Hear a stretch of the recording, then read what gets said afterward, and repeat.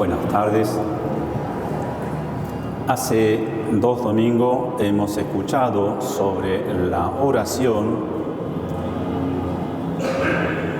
Para orar es necesario creer en Jesús y después de haber conseguido los favores que uno pedía, tenía que agradecer. Y esa acción de gracia traía más bendiciones. Lo vimos con la curación de los leprosos. El domingo pasado también escuchamos acerca de la oración a través de la viuda insistente. El Señor nos animaba con ese ejemplo que tenemos que pedir al Señor con insistencia sin desanimarnos. Este domingo escuchamos para la oración qué actitud interior tenemos que tener. Por eso el Señor pone el ejemplo de la oración del fariseo y del publicano. Ellos dos dicen que entraron al templo. Templo es un lugar físico donde está consagrado exclusivamente para encontrarse con el Señor. Y el Catecismo de la Iglesia Católica nos enseña que la oración es una relación viva y personal con Dios, verdadero y vivo. Eso es la oración. Veamos qué pasó con el fariseo. Él entró al templo, como estamos nosotros sentados. Entró al templo, el lugar del encuentro con Dios, pero en lugar de establecer un diálogo con Dios, hizo su monólogo. Es decir, hablaba a sí mismo, hablaba de sí mismo. Por eso decía, yo ayuno 2 veces por semana, yo pago 1/10 parte de mi entrada, yo no soy igual que los demás hombres, ¿sí? Es decir, que él hablaba a sí mismo y de sí mismo y no con Dios, aunque lo nombró formalmente, ¿sí? En una palabra, él estaba encerrado en sí mismo. Por lo tanto, en el lugar del encuentro con Dios, no lo encontró a Dios. Tampoco, aunque hablaba a sí mismo, se descubrió a sí mismo verdaderamente, porque le faltaba la luz divina para entenderse a sí mismo. En cambio, el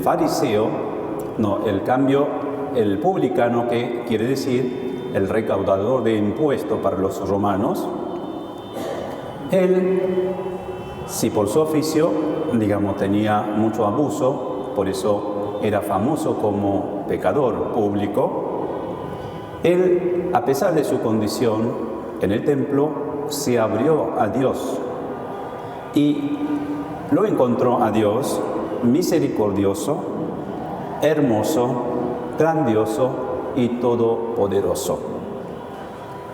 En segundo lugar, por contraste, él se descubrió que era pequeño ante Dios, feo y también gran pecador. Al descubrir a Dios hermoso, grandioso, todopoderoso y misericordioso, él por contraste se descubrió cuál es su identidad. Pero una cosa más, él encontró a Dios que lo amaba infinitamente y lo sanaba y lo perdonaba y lo hacía agradable a los ojos de Dios por su pura bondad. Eso fue la buena noticia para este pecador.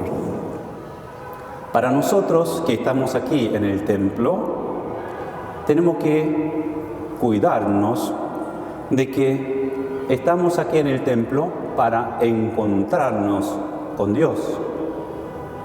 A veces, por distracción, uno físicamente estando acá, el corazón está en otro lado, nuestra preocupación en otro lado. En lugar de entablar el diálogo con el Señor, estamos trabajando por adentro como fariseo. Yo no digo que somos fariseos, pero algo parecido puede pasar. Por eso es importante que cada vez que venimos al templo o en su oración privada, y es importantísimo encontrar a Dios, salir de uno mismo y encontrar con Dios. Eso es lo más importante, no encerrarse en sí mismo, aunque sea cosas buenas, aunque sea cosas malas, no importa. Lo más importante es salir de sí mismo para el encuentro con Dios, ¿sí? Y dejarnos abrazar por Dios, que nos abraza con su amor infinito, nos sana, nos perdona.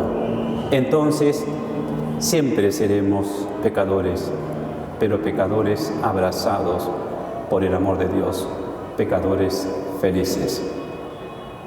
Eso es la buena noticia para todos que somos pecadores. Ser pecadores felices por amor a Dios, por haberlo encontrado a Dios. Amén.